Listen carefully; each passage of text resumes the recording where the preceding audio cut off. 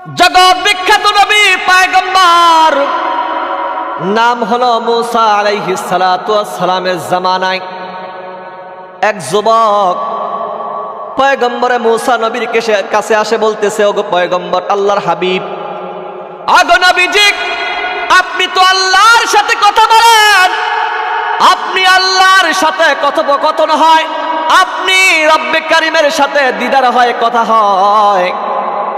ওগো পয়গম্বর, আপনার কাছে আমার একটা প্রশ্ন হলো, আল্লাহ তাআলা দুনিয়ার জমিনের মধ্যে কত মানুষকে সৃজন করেছেন, যার টাকার অভাব নাই, পয়সার অভাব নাই, সম্পদের অভাব নাই। কত মানুষকে আল্লাহ তাআলা সৃজন করেছে, যার অর্থ অট্টালিকা দালান কোঠার কোনো অভাব নাই। আল্লাহ তাআলা অসংখ্য গণিত সম্পদ দান করেছে। ওগো পয়গম্বর, আপনার কাছে আমার একটাই কথা, আল্লাহর সাথে যখন আপনার কথা শেষ হয়ে যাবে, আপনি আল্লাহ তাআলাকে বলবেন, আল্লাহ, আপনার এক বান্দার সাথে আমার কথা হয়েছে, আপনার বান্দা আমার সাথে কথা বলার শেষে বলেছে, আল্লাহ, আপনি তাকে নাকি দুনিয়ার মধ্যে অনেক অসহায় করে প্রেরণ করেছেন, অর্থ দেন নাই, সম্পদ দেন নাই।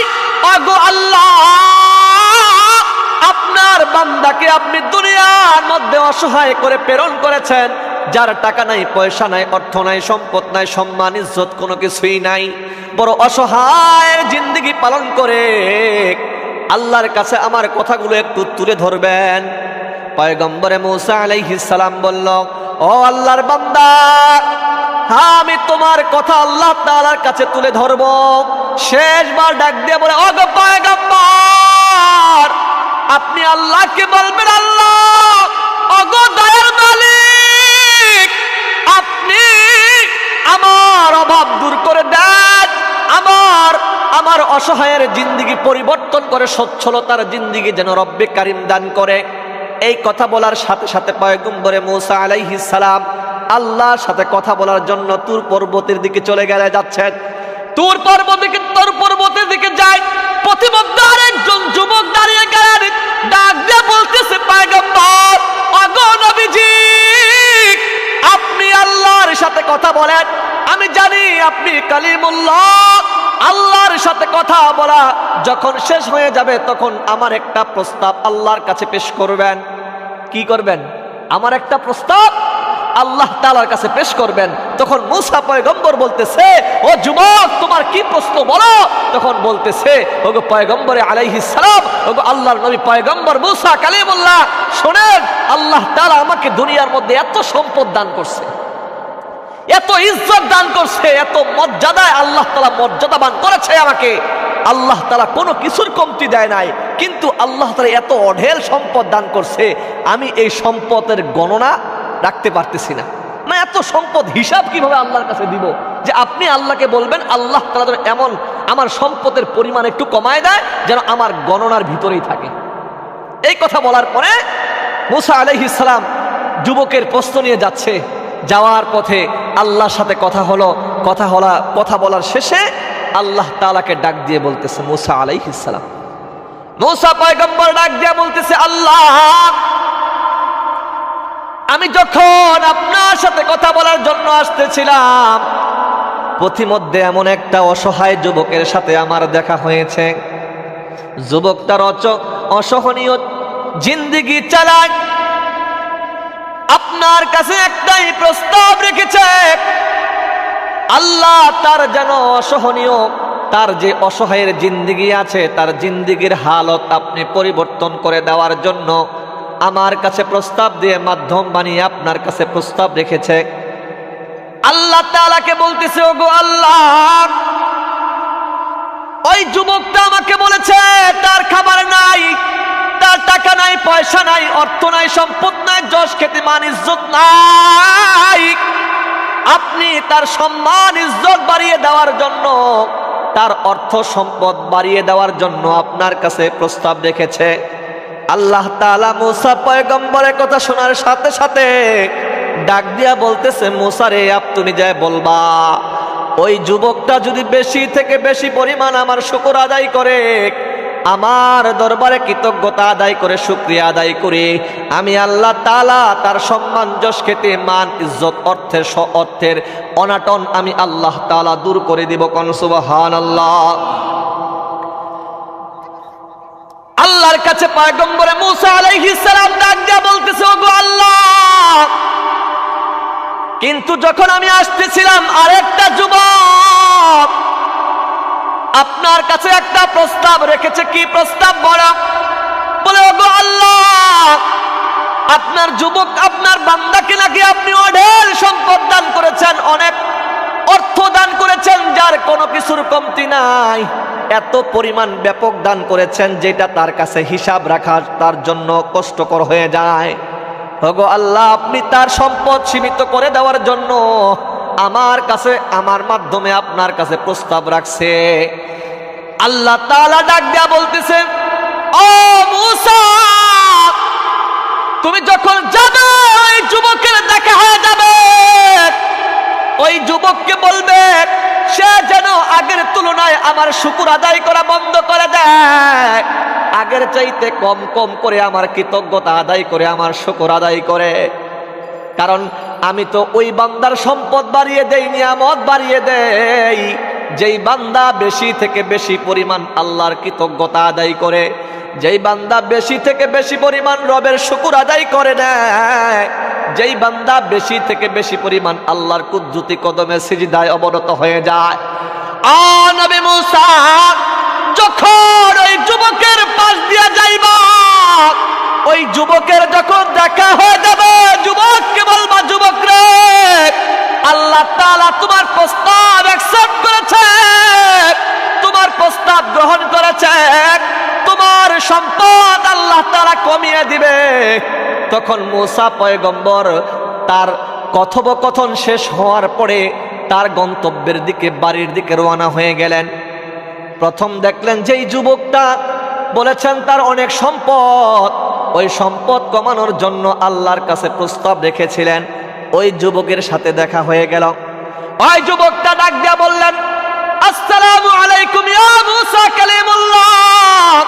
ওগো পয়গম্বর, বলেন এখন কি খবর, আল্লাহর পক্ষ থেকে কি ফয়সালা এসেছে একটু আমাকে বলেন। সঙ্গে সঙ্গে মূসা পয়গম্বর ডাক দিয়ে বলতেছে, যুবককে চিন্তার কোনো কারণ নাই, টেনশনের কোনো কারণ নাই, আল্লাহ তাআলা একটা উত্তম ফয়সালা দিয়েছেন, তোমার এত সম্পদ নিয়ে টেনশন চিন্তার কোনো কারণ নাই, আল্লাহ তাআলা তোমার সম্পদকে কমিয়ে দিবে। সুবহানাল্লাহ বলেন, তোমার সম্পদ কমিয়ে দিবে। তখন বলতেছে, ওগো পয়গম্বর, কি আমল করতে হবে যে আমলের বিনিময়ে আল্লাহ তাআলা আমার সম্পদের পরিমাণ কমিয়ে দিবে? ডাক দিয়ে বলতেছে, ও যুবক রে, আল্লাহ তাআলা বলেছেন আগের চাইতে আল্লাহ তাআলার শুকর আদায় করা বন্ধ করে দাও, আগের চাইতে তুলনামূলক আল্লাহর শুকর আদায় কম কম করে করো, আল্লাহ তাআলা তোমার সম্পদের পরিমাণ কমিয়ে দিবে। এই কথা বলার সাথে সাথে যুবকটা একটা বিকট আওয়াজে চিৎকার দিয়ে বলতেছেন, মূসা, তুমি কি বলো, কি বলো, কি বলো? আমি যুবক, যখনই আমার রবকে ভোলা দরকার ছিল, যখনই আমার রবের প্রশংসা আদায় করা বন্ধ করা দরকার ছিল, তখনই তো আমি আল্লাহকে বলি নাই, আল্লাহর শুকর আদায় থেকে এক পা পিছপা হই নাই। আজকে তো আল্লাহ তাআলা আমার সম্পদ দিয়েছে, অট্টালিকা দিয়েছে, মান সম্মান যশ খ্যাতি দিয়েছে। আমি যে সময় ছিলাম একবেলা খাবার ছিল, আর একবেলা খাবার আমার ঘরের মধ্যে ছিল না, সেই সময় তো আমি আমার আল্লাহর শুকর বন্ধ করি নাই, আমার আল্লাহর কৃতজ্ঞতা বন্ধ করি নাই। আজকে তো আমার কোনো কিছুর কমতি নাই, কোনো কিছুর অভাব নাই, কেমন করে আমার রবকে ভুলে যাব? আল্লাহু আকবার বলেন।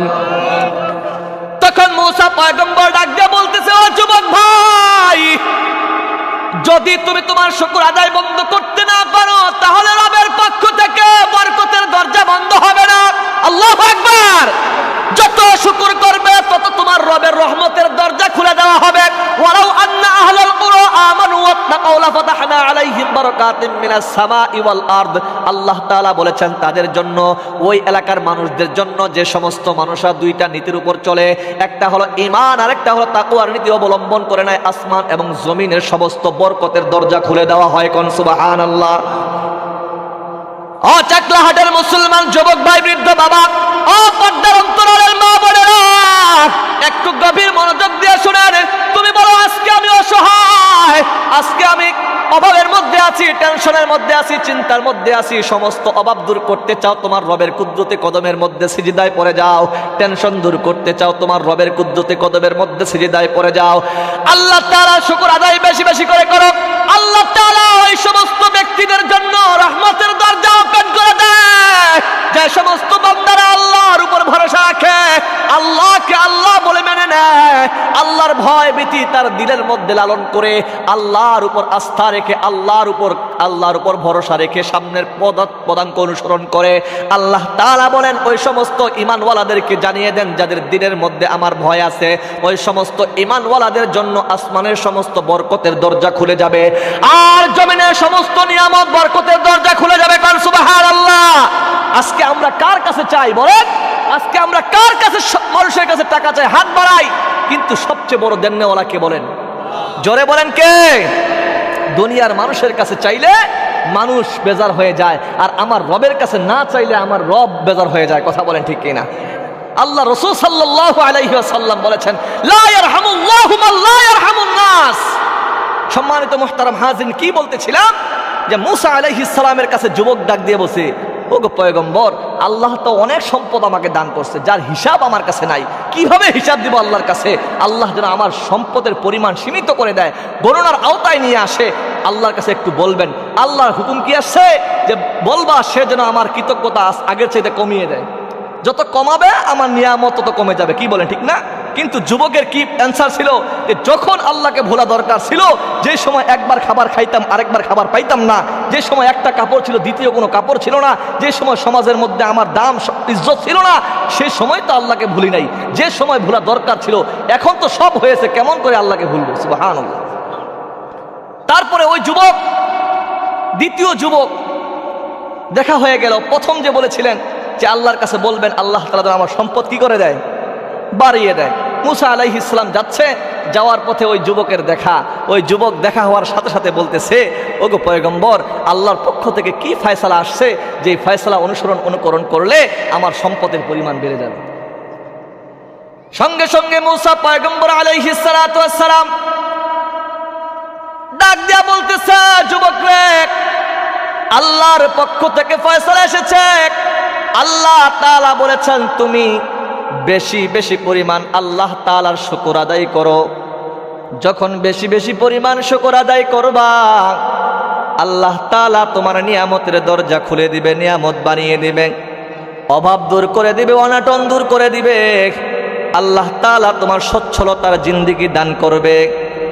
এই কথা বলার সাথে সাথে যুবকটা একটা চিৎকার দিয়ে বলতেছে, নবী গো, আমি কি নিয়ে আল্লাহর শুকর আদায় করব? কি নিয়ে শুকর আদায় করব? আমি যে গায়ের মধ্যে একটা পোশাক নিয়ে আছি, দ্বিতীয় কোনো পোশাক নাই। একবেলা খাবার খাইছি, দ্বিতীয়বার খাবার কোনো খাবার নাই। আমার বিবি বাড়ির মধ্যে খাবারের অনাহারে ক্ষুধার্ত অবস্থায় আছে, আমার সন্তানরা না খেয়ে অবস্থায় আছে।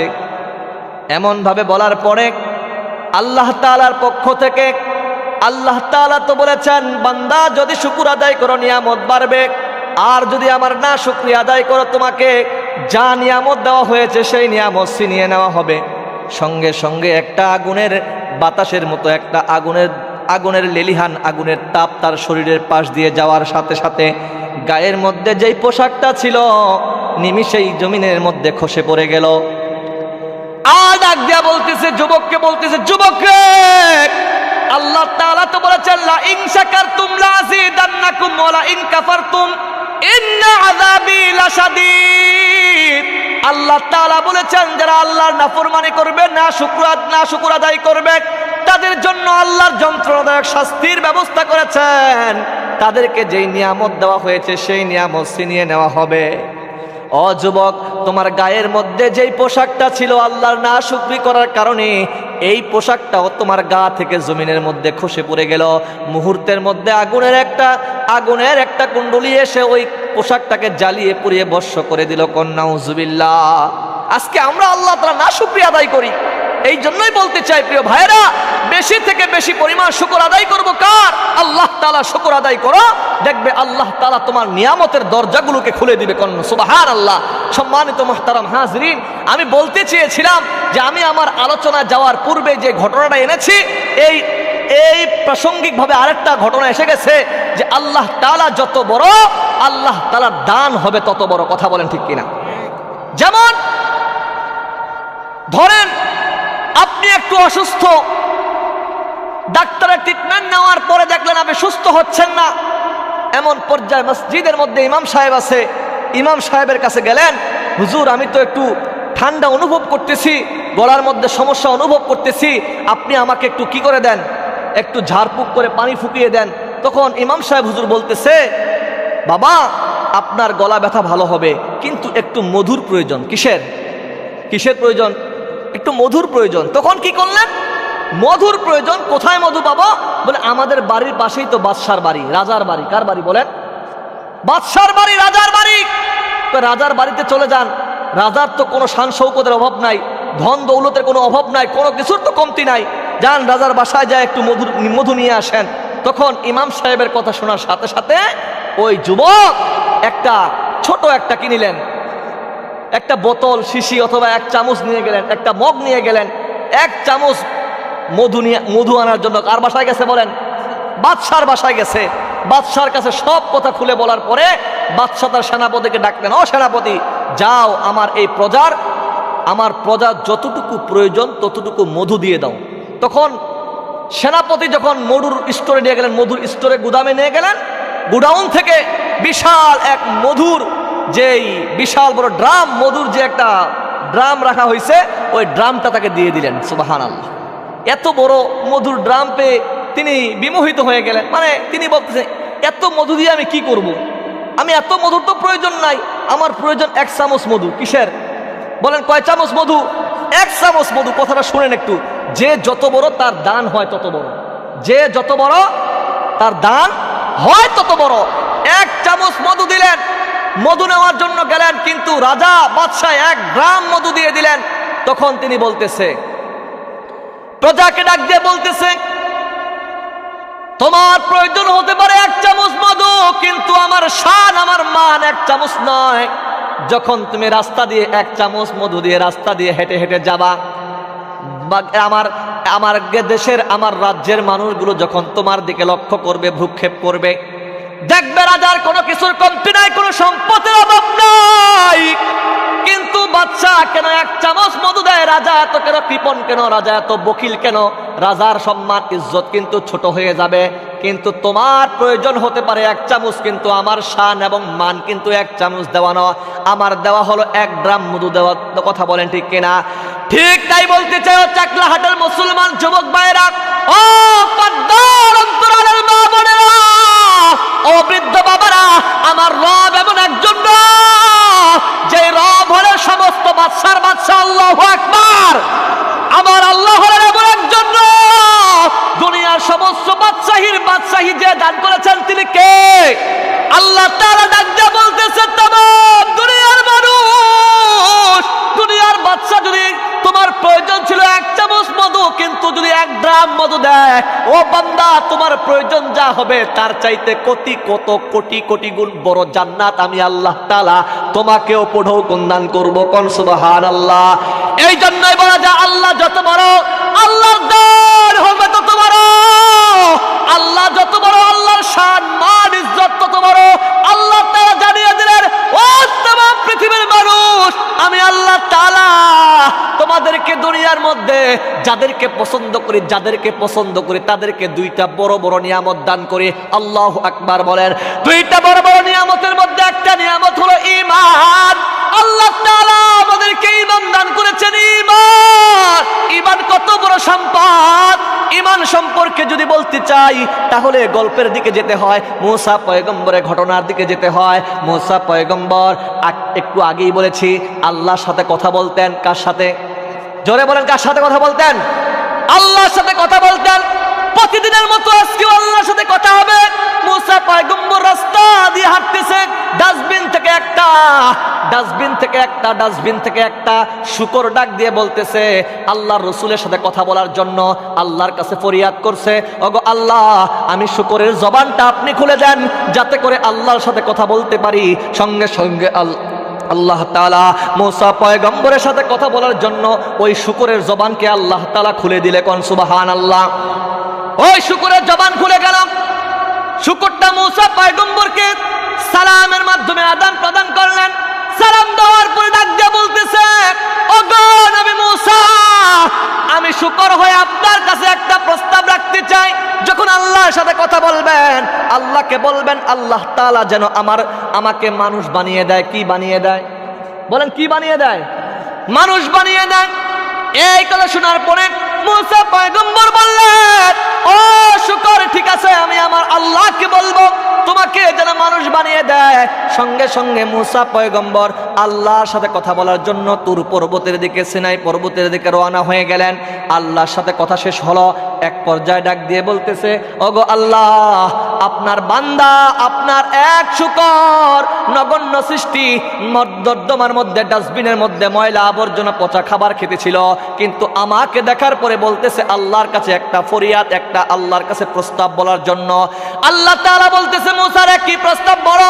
বলে ওই শুকরটার মনের মধ্যে একটা আশা, ওই শুকরটা শুকরের জিন্দেগি চায় না, শুকরের জিন্দেগি চায় না, মানুষের জিন্দেগি চায়। আর শুকর হয়ে বাঁচতে চায় না, মানুষের জিন্দেগি হয়ে বাঁচতে চায়। তার মনের মধ্যে একটাই আশা হলো, আল্লাহ সে মানুষ হয়ে সারা বাকি জিন্দেগি পরিচালনা করতে চায়। আল্লাহ তাআলা ডাক দিয়ে বললেন, ও মুসা, যখন তুমি ওই শুকরের সাথে দেখা হবে, শুকরকে বলবে আমি আল্লাহ তাআলা ওই শুকরকে মানুষ বানিয়ে দিব। কি করে দিব? মানুষ বানিয়ে দেব, কিন্তু একটা শর্ত হলো, তাকে আমি হেদায়েতের জিন্দেগি দান করব না। হেদায়েত দান করব না। কি দিব না? বলেন, হেদায়েত দিব না। মুসা পয়গম্বর কোনো প্রশ্ন করলেন না। প্রশ্ন না করে আল্লাহ তাআলার কথা অ্যানসার শোনার পরে তিনি বাড়ির দিকে আসতেছে। ডাস্টবিনের মধ্যে আগের মতো ময়লা খাবার খাচ্ছে ওই শুকরটা। মুসা পয়গম্বরকে দেখে আবেগ আপ্লুত হয়ে আনন্দের সাথে ডাক দিয়ে বলতেছে, মুসা গো, আল্লাহ তাআলার পক্ষ থেকে কি ফয়সালা আসছে একটু বলো। সঙ্গে সঙ্গে আল্লাহ রাসূল পয়গম্বর হযরতে মুসা আলাইহিস সালাম ডাক দিয়ে বলতেছে, শুকর, আল্লাহ তাআলা বলেছে তোমাকে মানুষ বানাবে। কন্যা সুবহানাল্লাহ। তোমাকে মানুষ বানাবে। এই কথা শোনার সঙ্গে সঙ্গে কিংকর্তব্য বিমোহিত হয়ে আল্লাহ তাআলার শুকর আদায় করে বলতেছে, আলহামদুলিল্লাহ, আল্লাহ তাআলা মানুষ বানাইতে আমাকে চাইছে। আনন্দে আত্মহারা হয়ে গেলেন। সঙ্গে সঙ্গে মুসা পয়গম্বর শুকরকে ডাক দিয়ে বলতে, শুকর রে, শোনো শোনো, আল্লাহ তাআলা মানুষ বানাবে, কিন্তু একটা শর্ত জুড়াই দিছে, শর্ত লাগাই দিছে। বলে কি শর্ত বলো? আল্লাহ তাআলা মানুষ বানাবে, কিন্তু তোমাকে হেদায়েত দান করবে না। কি দিবে না? হেদায়েত দিবে না। এই কথা শোনার সাথে সাথে ওই শুকর যেই আনন্দে আত্মহারা হয়ে বিমোহিত হয়েছিল, মুগ্ধ হয়েছিল, যে আনন্দ আত্মহারা হয়ে গিয়েছিল, সঙ্গে সঙ্গে তার মুখটা মলিন হয়ে গেল, সমস্ত আনন্দ দূর হয়ে গেল মুহূর্তের মধ্যে ভারাক্রান্ত হৃদয়ে, ভারাক্রান্ত নয়নে এবং মলিন হয়ে ডাক দিয়ে বলতেছেন, নবী গো, আমি এমন জিন্দেগি চাই না যে জিন্দেগির মধ্যে হেদায়েত নাই। আমি এমন মানুষ হইতে চাই না যে মানুষ হেদায়েত পাবে না। ওই মানুষ হয়ে আমি বাঁচতে চাই না। ওই হেদায়েত শূন্য মানুষের চাইতে আমার শুকরের জিন্দেগি কোটি কোটি গুণ আল্লাহর কাছে দামি। কথা বলেন ঠিক কিনা? এই জন্যই বলতে চাই, চাকলা হাটের মুসলমান, অবৃদ্ধ বাবা, পর্দার অন্তরালের মা, যুবক ভাই, আল্লাহ তাআলার কাছে বেশি থেকে বেশি পরিমাণ হেদায়েতের জন্য চাইতে হবে। আল্লাহ তাআলার বড় নিয়ামত কয়টা? জোরে বলেন কয়টা? দুইটার মধ্যে একটা হলো ঈমান। আল্লাহ তাআলা ঈমানের মতো সম্পদ যাদেরকে দান করছেন, আল্লাহ তাআলা তাদেরকে সম্মানিত দান করেছেন। কারণ আল্লাহ তাআলার কাছে সবচাইতে, আল্লাহ তাআলার কাছে একমাত্র, কেবলমাত্র, শুধুমাত্র দ্বীনের নাম হলো ইসলাম। আল্লাহ তাআলা ইসলামের মতো নিয়ামতের সম্পদ আল্লাহ তাআলা সবাইকে দেয় না।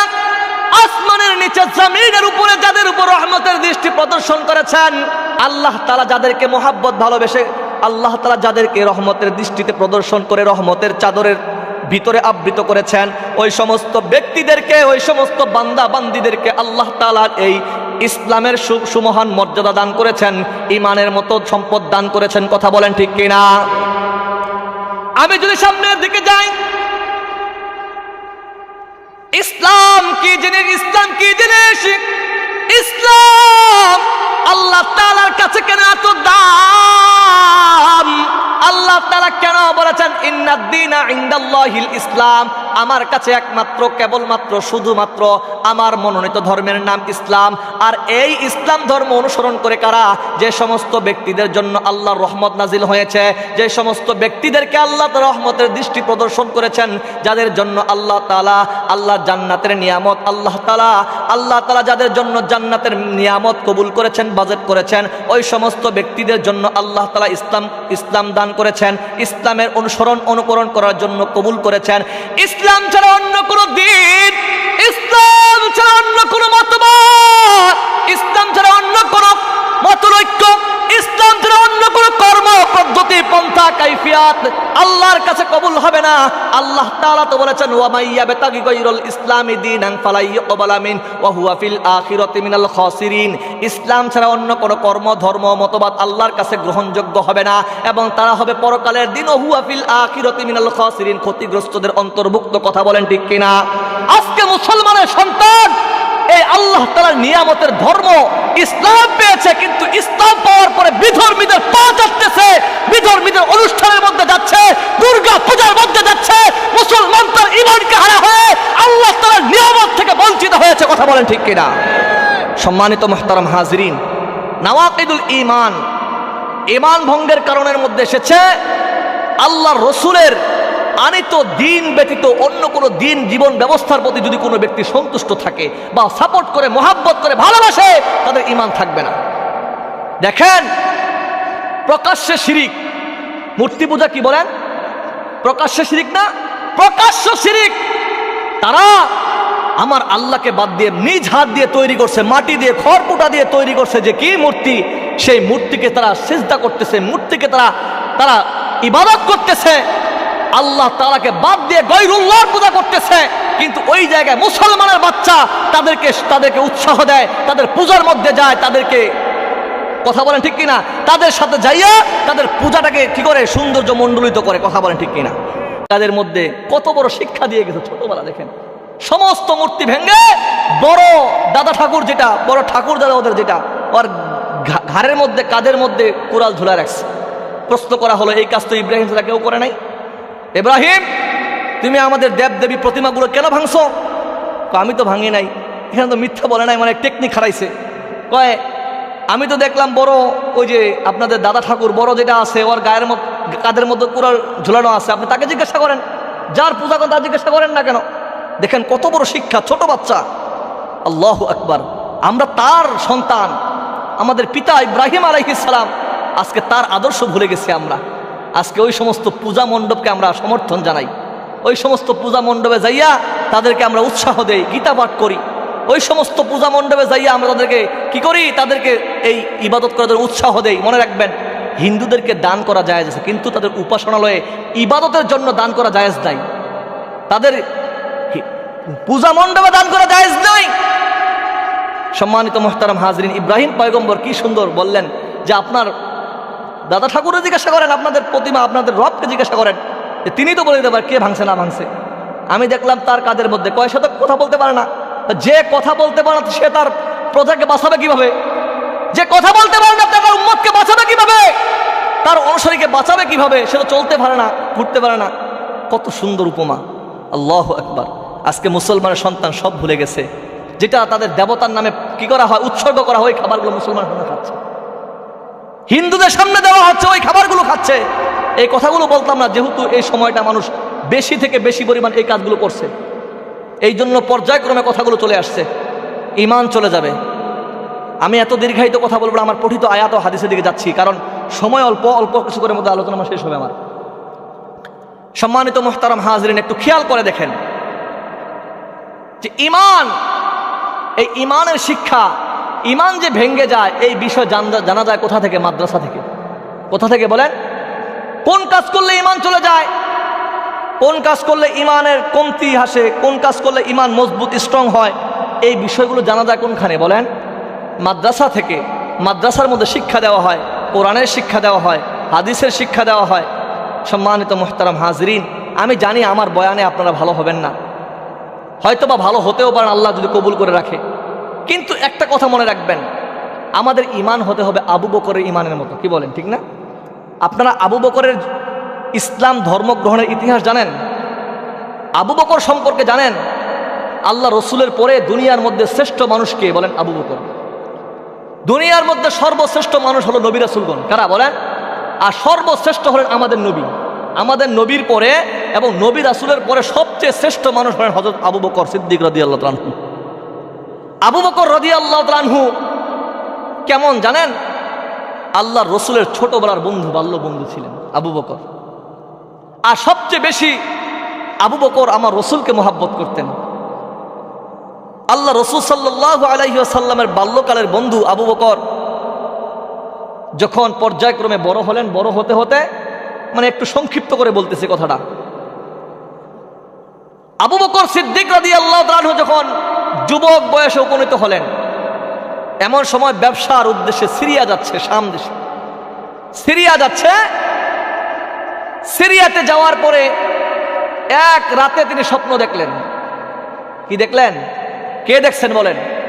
আবু বকর রাদিয়াল্লাহু তাআলা আনহু স্বপ্ন দেখতেছেন আসমানের চন্দ্র এবং সূর্য তার কোলের মধ্যে আবির্ভূত হলো। কোন সুবহানাল্লাহ! তার কোলের মধ্যে নেমে আসলো। আর আবু বকর সিদ্দিক রাদিয়াল্লাহু তাআলা আনহু তার চাদর দিয়ে সেটাকে আবৃত করলেন, বুকে জড়িয়ে নিলেন।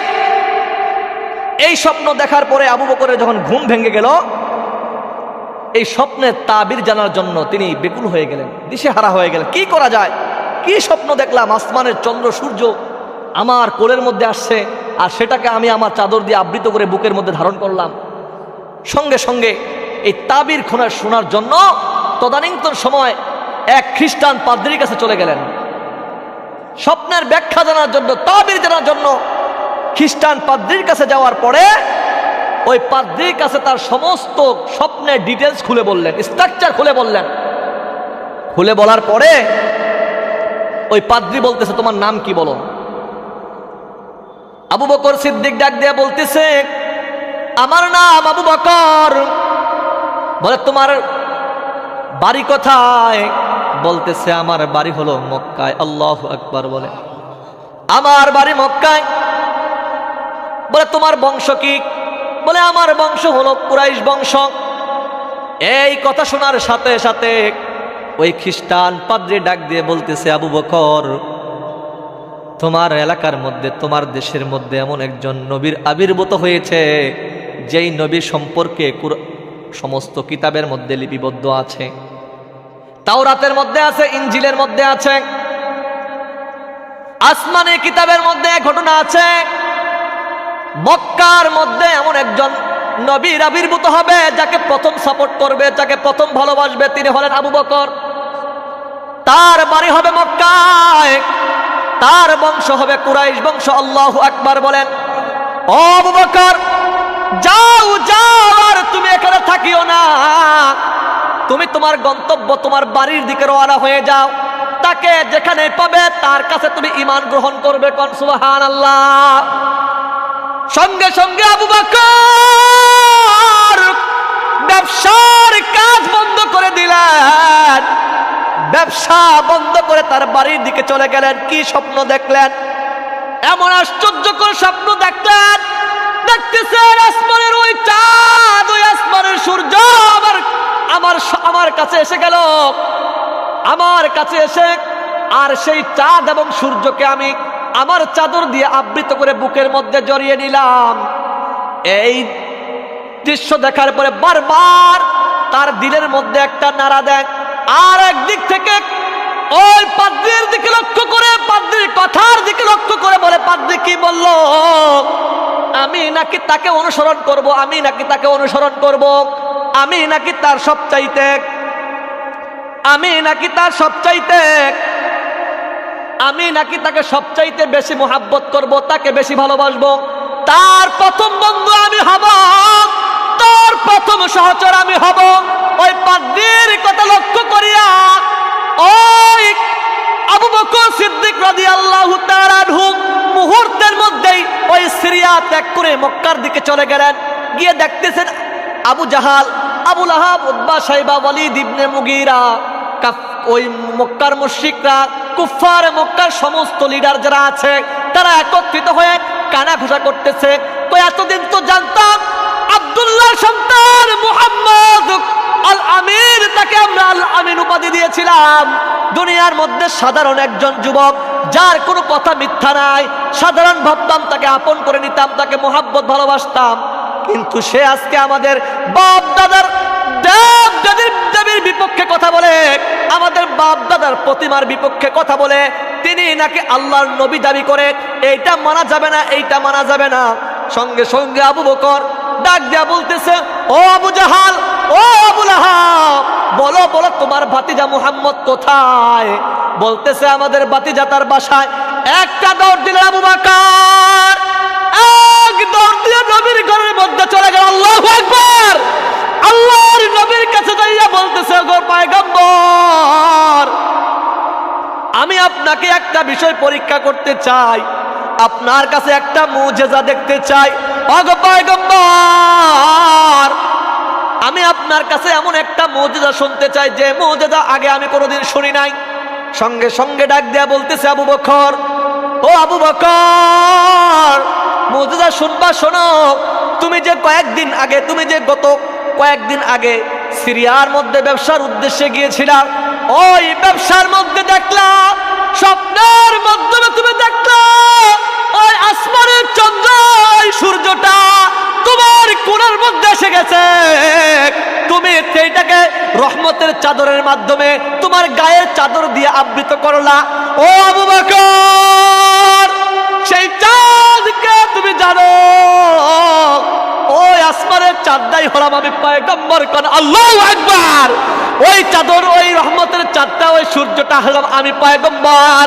আর তুমি যে রহমতের চাদর দিয়ে আবৃত করেছো, এই আবৃত হলো তুমি আমাকে অনুকরণ করবা, আর তুমি আমাকে মুহাব্বত ভালোবাসবা, তুমি আমার কাছে হাত থেকে কালিমা পড়ে মুসলমান হয়ে যাবা।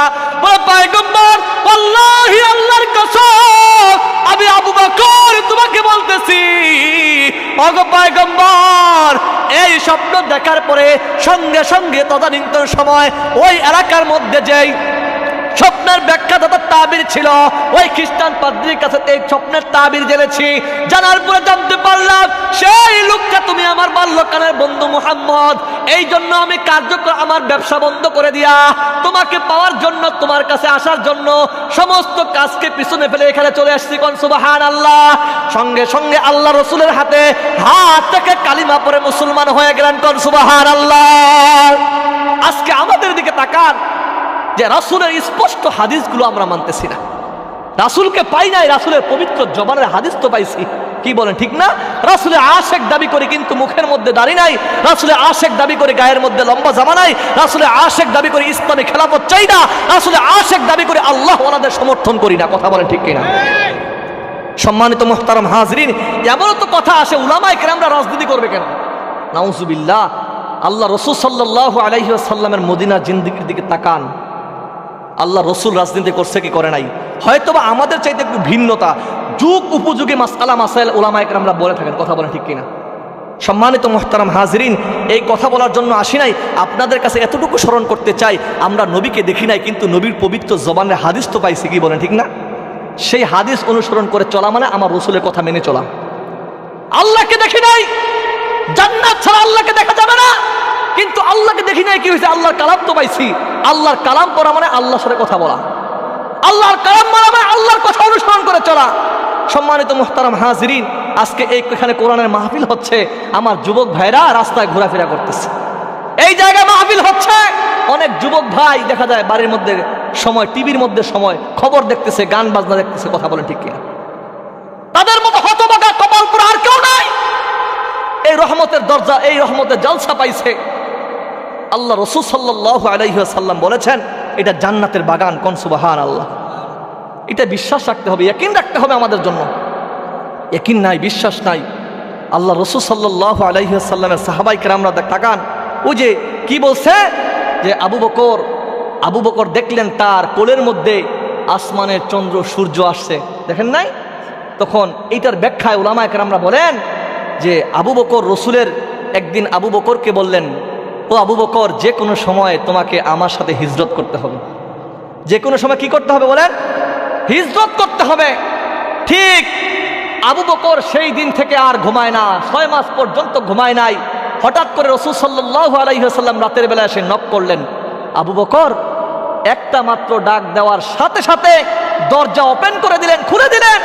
খুলে দেওয়ার পরে আল্লাহ রসুল আবেগ দৃষ্টিতে তাকিয়ে রইলেন তার দিকে, মায়ার চেহারায় তার দিকে তাকায় রইলেন। আবু বকর, আমি তোমাকে আস্তে করে একটু নক করলাম, ডাক দিলাম, তাতেই তুমি দরজা খুলে দিলা, তুমি কি ঘুমাও নাই?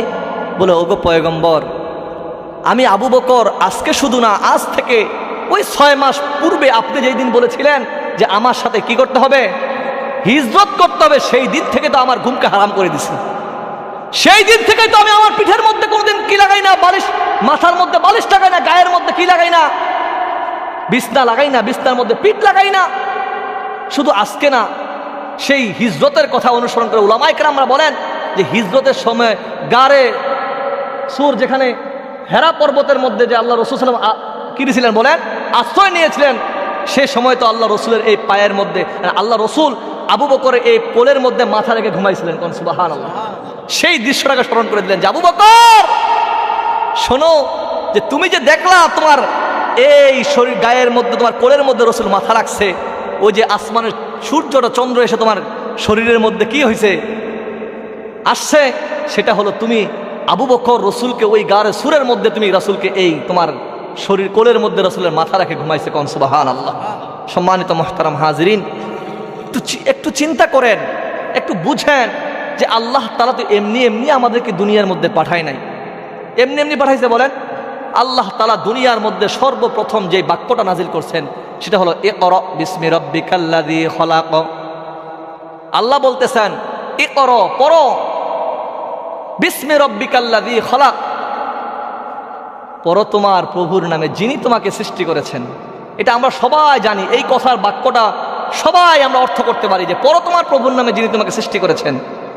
প্রভুর পড়া, প্রভুর পড়া কোনটা বলেন?